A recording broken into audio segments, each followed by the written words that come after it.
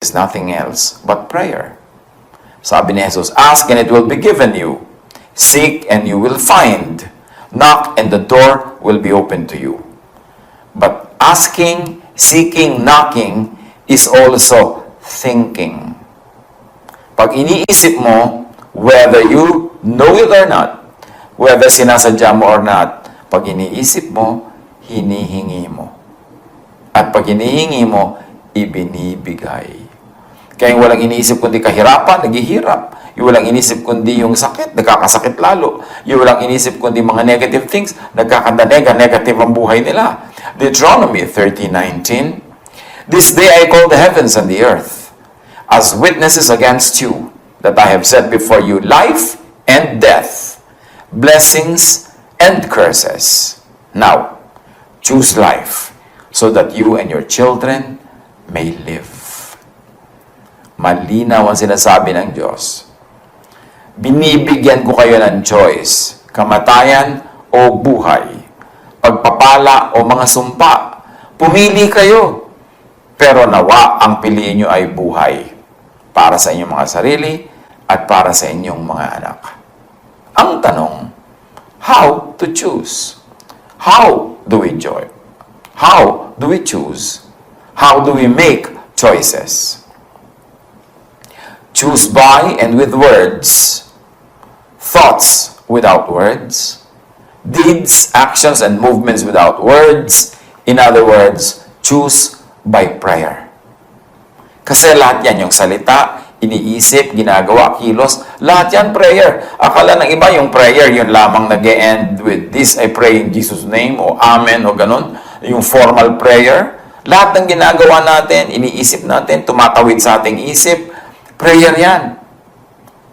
At sinabi nga nung genie, your wish is my command. So, ang wish mo, kalungkutan? O sige, papalungkutin kita. Pero sasabihin naman na iba, bakit ko naman i-wish ang kalungkutan? Siyempre hindi. Pero laging kalungkutan ang iniisip mo. Laging kalungkutan ang ini-imagine mo. Laging nagmumukmuk ka sa kalungkutan. Ang pinapakinggan mo, malungkot. Ang pinapanood mo, malungkot. Prayer mo yun. Lulungkot ka. Because the heavens answer prayer. Maging watchful lang tayo na marami tayong prayer na ginagawa. Akala natin hindi tayo prayerful. May nagsasabi, alam nyo, hindi ako prayerful. Talaga? Pero lagi kang i-chismis. Lagi mo pinag-uusapan ng nawa ay lumungkot ang kapwa mo, nawa ay mabisto yung mga may mga mali, nawa ay magumulo ang buhay nila. Pero tatalbog sa kanila, yun nadidikit sa'yo. So, ang iniisip mo, yun ang mangyayari sa buhay mo. So, actually, nagpe-pray ka. Akala mo lang hindi. Yung iba naman, pray ng salita, akala nila nagpe-pray na sila, pero hindi pa rin pala. Kasi, nagpe-pray lang sila ng salita na yun while they are praying. But before and after their formal prayer time, yung lahat ng tumatawid sa kanilang isip, ini-imagine nila, pinag-uusapan nila, yun din ang prayer nila. So, alin ang mas marami dun? Yung formal prayer or yung actual, real prayer without words and with some words, with action. Sa quantum physics, may tinatawag na observation. And this means measuring, expecting, and predicting will collapse matter into a definite state. The observer's intention freezes something into a definite state and selects a particular outcome from all possibilities. Still, sa quantum physics, makakita tayo ng principles that are parallel with prayer. Halimbawa, yung tinatawag na quantum tunneling. A phenomenon when a particle, by repeatedly trying, is able to penetrate a barrier that it should not be able to go through. So, ito yung tinatawag na sa prayer life natin na earnest prayer, pray without ceasing, yung talagang napaka-taimtim na dasal, may kasama pa mga fasting, at may mga kasama pang nagpe-pray with you.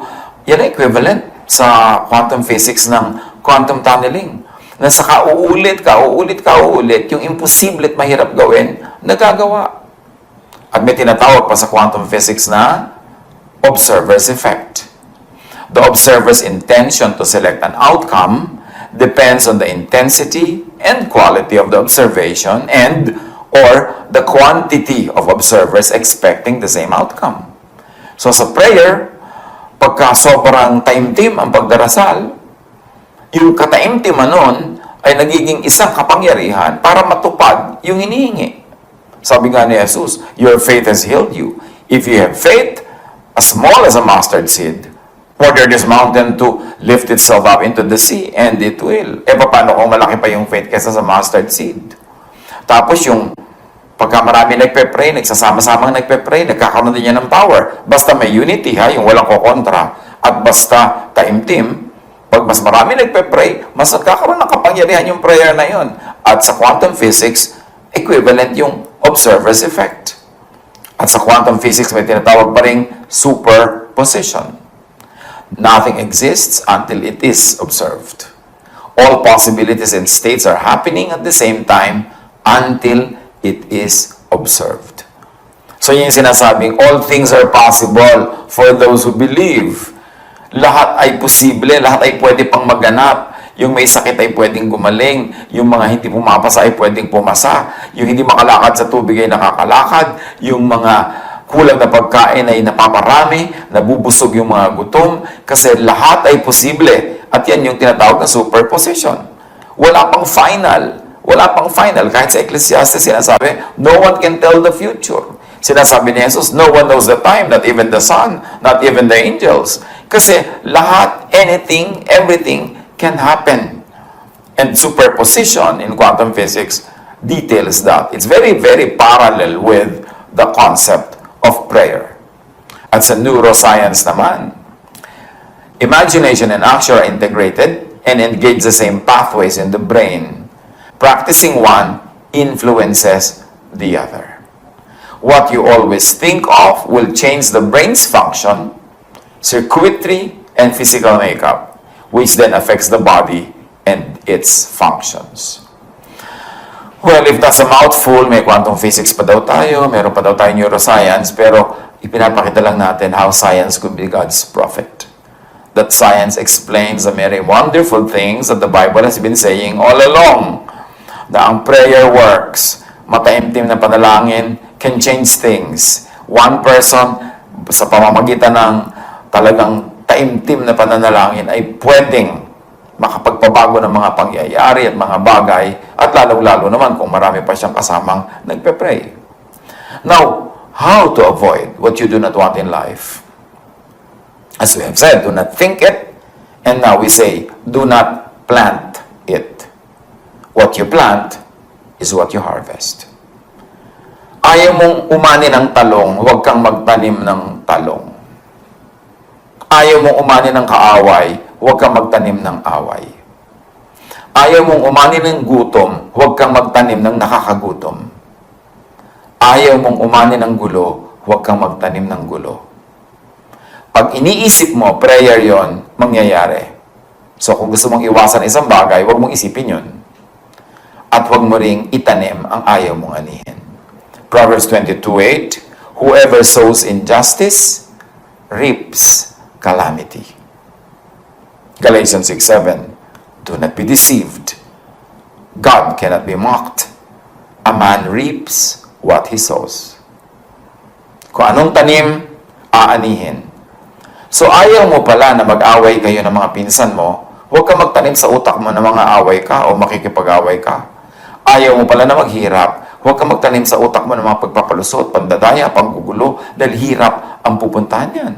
Proverbs 1:31, they will eat the fruit of their ways and be filled with the fruit of their schemes.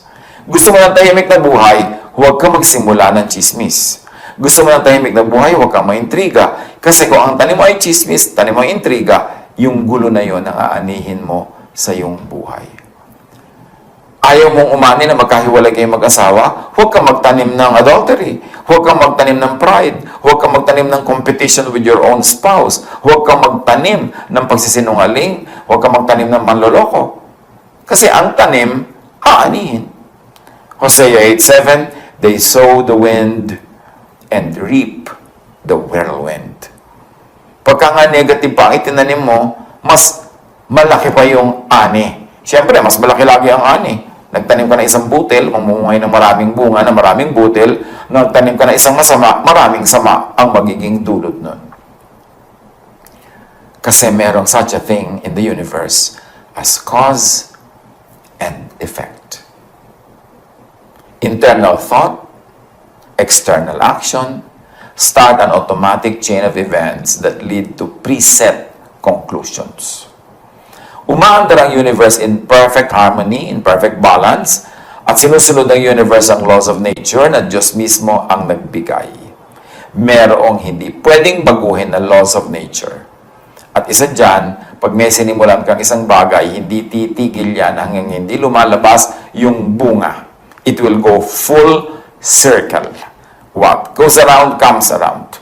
So, pag may inihagis ka na boomerang, babalik sa iyo ang boomerang. Pag dumura ka sa langit, patatalsikan ng laway mo ang iyong sariling mukha.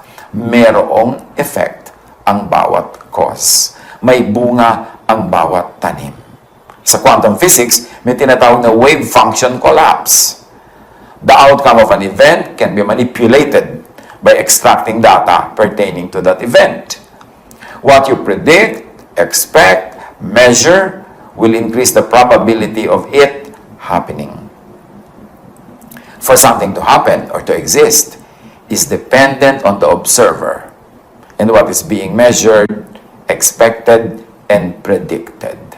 Kaya lagi sinasabi mo, ay mamalasin tayo, ay malamang talagang malasin ka, ay masisiraan tayo ng sasakyan, malamang talagang mangyari yan, ay hindi tayo magtatagumpay, ay mabibigo tayo, ay mag-aaway-away tayo. Ganun nga mangyayari. Kasi yan ang iyong mine-measure, ine-expect at pine-predict. Quantum physics explains that. At meron pa na tinatawag na many worlds interpretation. Each possible outcome should exist. But reality will split up into all possibilities, but we can only interact with one. Each splitting will have its own timeline and chain of events. So maraming possibilities pero isa lang ang magaganap, o lahat nagaganap pero isa lang ang pwede mong ma-engage, isa lang ang pwede mong mailagay sa iyong kamay, mailagay sa iyong buhay at sa iyong mundo. How do you avoid what you do not want in life? Do not wish it for others. Yung ayaw mong dumating sa buhay mo, huwag mong asamin, iplano na mangyari sa iyong kapwa. Kasi mangyayari yun sa iyo. E may reverse din yan. What you like for yourself, wish for others. Kung anong gusto mo mangyari sa buhay mo, yun din ang hilingin mo mangyari sa kapwa. Kasi yung gusto mong mangyari sa iyong kapwa, mangyayari sa iyo. At yung gusto mong mangyari sa iyo, pwede rin yung mangyari sa kapwa mo. Pero yung ayaw mo mangyari sa iyo, huwag mong i-wish na mangyari sa iba. 2 Corinthians 20:14. At the present time, your plenty will supply what they need, so that in turn, their plenty will supply what you need. When this is applied to what we're talking about, simple lang ang sinasabi. Kung ang kariwasaan mo ngayon ay makakatulong sa karukhaan ng iba, darating din ang panahon na ang kariwasaan nila ang tutulong sa iyong karukhaan. Kung paano ka tumutulong sa iba ngayon, ganun din sila tutulong sa iyo sa ibang araw. Kung ano ang gusto mong mangyari sa iba, kung ano ang ginagawa mo sa iba, siyang mangyayari sa iyo. Galatians 6:2. Carry each other's burdens, and in this way, you will fulfill the law of Christ. When you carry each other's burdens, each other will also carry your burden. But when you become a burden to others, especially pag sinasadya mo, maliciously, magkakaroon din ng ibang burden sa iyong buhay. Kasi babalik at babalik sa iyo kung anong pinawawalan mo sa langit, sa iyo rin babalik tulad ng isang boomerang. Romans 12:20-21. If your enemy is hungry, feed him. If he is thirsty, give him something to drink. Kasi yun din ang mangyayari sa iyo. Matthew 7:12. So, in everything, do to others what you would have them do to you. For this sums up the law and the prophets. Ang tunay daw na katas, ang tunay na gata at lapik ng lahat ng law and prophets at mga teachings nila, ganito yon. Gawin mo sa iba ang gusto mong gawin nila sa iyo. Kasi ang ginagawa mo sa iba, yun ang babalik sa iyo. Sa classical physics, May tinatawag na third law of motion. Every action is an equal opposite reaction. Parang gravity.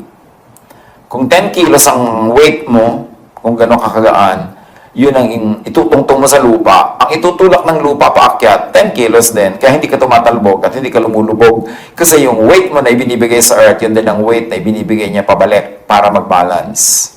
So, kung ano ang ginagawa mo, yung katumbas nun sa kabila, sa other side of the number line, ang ibibigay sa'yo. Kaya merong number line may positive side, may negative side. Pag may negative 3, merong positive 3. Pag mayroong positive 7, may negative 7. Laging may katumbas ang lahat. Langit man ay may katapat na lupa. Lupa ay may katapat na langit. Lahat may katumbas. At yan ang sinasabi ng classical physics. At sinasabi din naman ng Bible. Kung anong binibigay mo, siya mong tatanggapin. Ganong-ganon ang sukat. Kasi laging balance.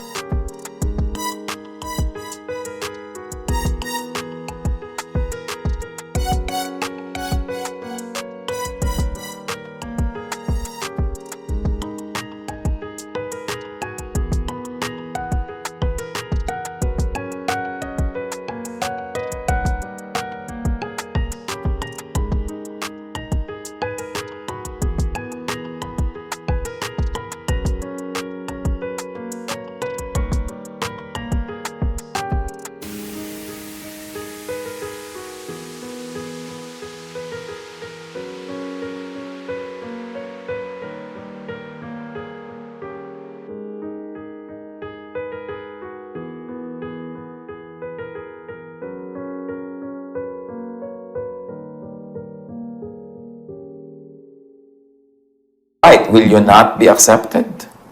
But if you do not do what is right, sin is crouching at your door. It desires to have you, but you must rule over it. So laging may nagtetempt sa atin. Merong dark side na gustong manaig. Pag pinanaig mo yon, ikaw ang magdurusa. Kaya kailangan, anumang negative, tapatan agad ang positive. Anumang dilim, tapatan agad ng liwanag. Anumang pag-iisip na nega, tapatan agad ng positive. Anumang pessimism, tapatan agad ng optimism. Kasi laging may balance, laging may katapat. Huwag tayong mag-wallow on the negative side.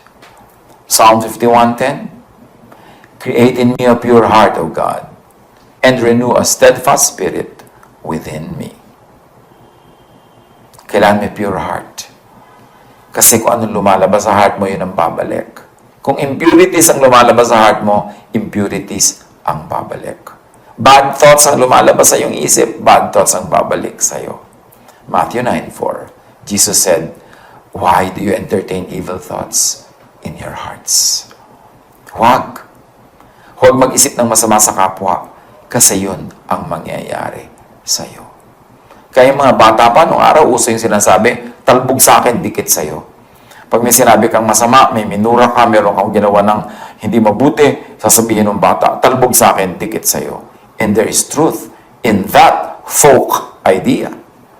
Truthful in terms of science, truthful in terms of scripture. At sa biology, may tinatawag na feedback loops. A feedback loop is a biological occurrence wherein the output of a system amplifies the system. Positive feedback ang tawag doon.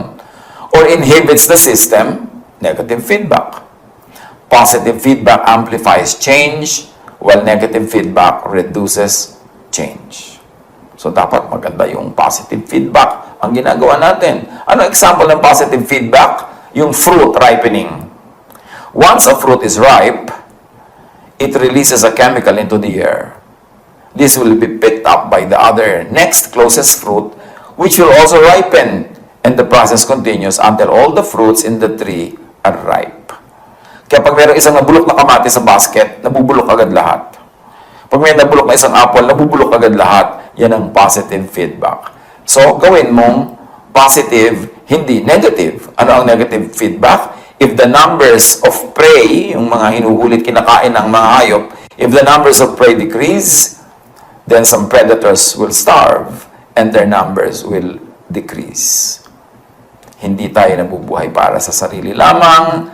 Nagre-react at interact tayo with one another para tayo mga bola sa billiard table na nagbabangga-banggaan, ang bangga mo ay nakaka-apekto sa direksyon ng buhay ng iba, at ang bangga nila ay nakaka-apekto sa iyo. So, apektuhan mo ang iba in a positive way.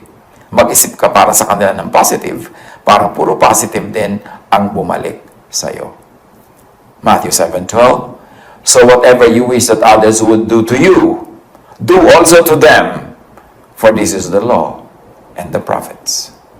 Ang unchangeable law in nature and written in Scripture is this: what you give to others is what you will get.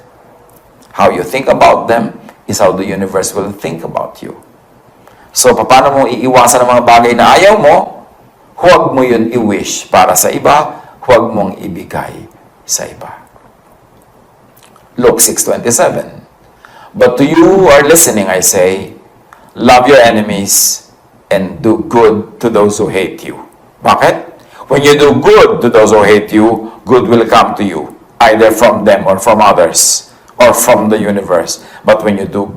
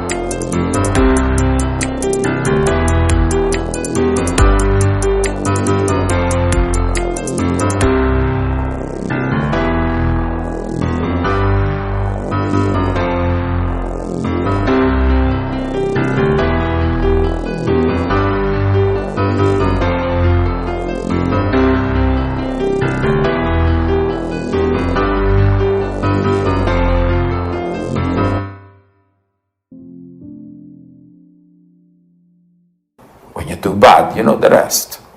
The bad will return to you. So you are the author of your destiny. Ikaw ang gumagawa ng swerte o malas mo sa buhay. Ikaw ang gumagawa ng nega o posse. Kasi yung iniisip mo, yun ang prayer mo, yun ang natutupad at bumabalik.